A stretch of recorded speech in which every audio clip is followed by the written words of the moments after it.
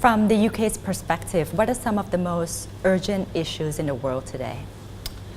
I think climate change has to be one of them. I mean, I've just returned from the Pacific, from islands like the Solomon Islands, Vanuatu, Papua New Guinea, where rising sea levels are a real and present danger. I mean, they've got an island called the Carteret Islands, which has already been forcibly evacuated, and if it goes on like that, we will lose some of these places. You've had tsunamis, you've had unseasonable weather, you've had flooding in Bangkok, weather patterns which are no longer predictable and caused, I believe, by climate change of one sort or another. So I think we have an absolute duty, and we have to do it very quickly and to redouble our efforts to reduce carbon emissions and to concentrate on alternative sources of green and renewable energy. I think that's a huge issue.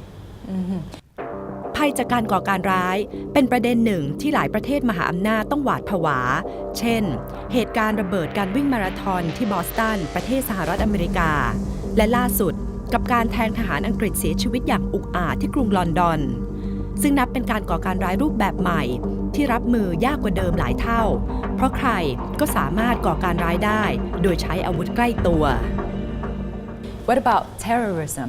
Is that still a big concern? Yeah, the two aren't necessarily unrelated actually, because I think if you have climate change, you're going to have migration from poorer countries to countries where people are safer. That in turn causes tensions that can lead to terrorism. So it's all can be part and parcel of the same thing. Of course, the terrorist issue goes wider than that, and we've seen Al-Qaeda particularly and other terrorist organizations rise, and that's in a way, as the Foreign Secretary said, the world is a more dangerous place than it was. Look, in the days of post-1945, the Cold War, you had a standoff between the Soviet Union and the West. Nobody really was going to pull a nuclear trigger before another one. And although that was dangerous, in a sense, everyone knew where they stood, so there was a certain inherent safety. Immediately, the Soviet Union broke up. You now have far less control, nuclear proliferation, weapons getting into hands they shouldn't, non-state actors, i.e. groups or individuals. You have new weapons, dirty bombs, smart bombs coming on, quite available, and so it's much more difficult as a state actor to deal with terrorism because it can come at any time from anywhere. And that's why that's another global issue which we're collaborating very closely with our allies on. สงครามกลางเมืองซีเรียเป็นปัญหาที่ประชาคมโลกจับตามองความขัดแย้งในซีเรียซึ่งเกิดจากการประท้วงต่อต้านรัฐบาลของประธานาธิบดีบาชาอัลอาซาดได้ทวีความรุนแรงขึ้นเรื่อยๆจนกลายเป็นสงครามกลางเมืองมานานกว่า2 ปีแล้วปัจจุบันมีผู้อพยพหนีภัยสงครามกลางเมืองมากกว่า 1,500,000 คนโดยส่วนใหญ่อาศัยอยู่ในประเทศจอร์แดนและเลบานอน For Syria, what do you think is the best way out? It's incredibly difficult. It's an incredibly difficult situation. I know the country quite well. I've met President Assad twice over the last decade. And when I met him, at the time we thought that he was going to move Syria a completely different way to the way he has moved it. The problem is not just Syria itself, wonderful country though that is. It's the surrounding countries, which are anyway quite fragile from time to time, and this huge amount of refugees, over 1 million refugees now in countries like Jordan and Lebanon, putting tremendous pressure on those surrounding countries. I think it's really a question of still trying to persuade Assad to stand down and to leave Syria, to back the official opposition. But I wonder for how much longer the West and the civilized world is going to put up with scenes of utter destruction that they're seeing. For this region, for Asia, are you concerned about North Korea? Yes, I am very concerned about North Korea. I think everybody is concerned about North Korea because it creates a tremendous it has a destabilizing effect, both locally and internationally. And we think that the country best placed to talk tough to North Korea, to the regime in Pyongyang, are the Chinese. There is evidence they are beginning to do that. But clearly, it is a rogue state.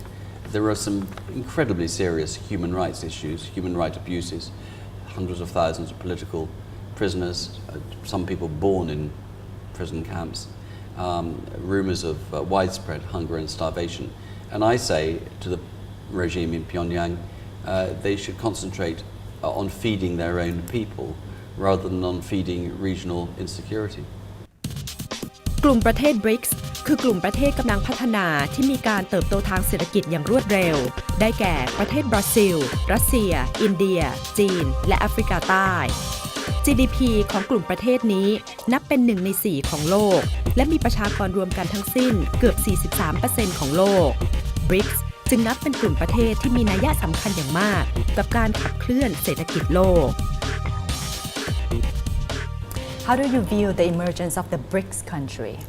Brazil, Russia, India, Well, they're China, incredibly South important, the Africa. BRICS countries, Yeah. to us. I mean, we inherited a record deficit as a government when we came in 2010, and the Prime Minister has been absolutely certain that the way we get out of it is to trade out of it.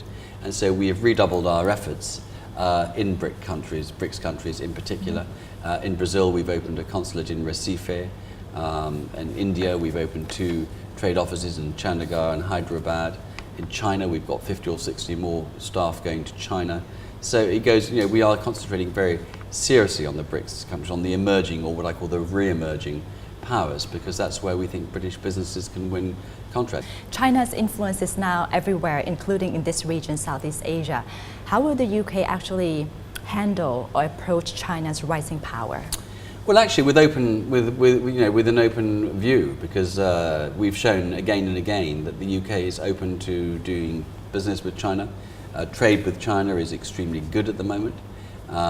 We welcome Chinese investment into the UK infrastructure. We've accepted major investments from some Chinese companies which other countries won't accept investment from. We would like China to get involved in our nuclear power industry, for instance. So, we welcome China hugely, and we do a lot of trade with them, and we would like to do even more.